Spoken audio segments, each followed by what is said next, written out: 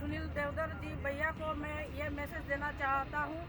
IPF की और BJP alliance के जो गवर्नमेंट में आया उस समय लोकसभा के समय आपने बोला त्रिपुरालैंड अगर आप लोग चाहते हो तो आईपीएफ बीजेपी के साथ छोड़ सकते हैं। सुनील देवधर जी, हम लोग त्रिपुरा वासी आपको त्रिपुरालैंड नहीं मांग रहे, हम लोग संविधान के द्वारा त्रिपुरालैंड मांग रही है। आप सुनील देवधर जी, आप त्रिपुरालैंड देंगे क्या त्रिपुरा वासी को? हम लोग 1, 2 और 3 धारा जो लिखा है उससे मांग रही हो हम लोग।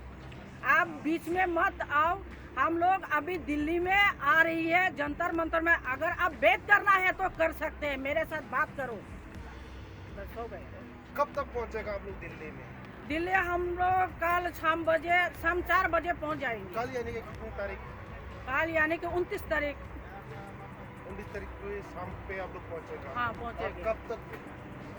30 तारीख को हम लोग धरना शुरू करेंगे सुबह से।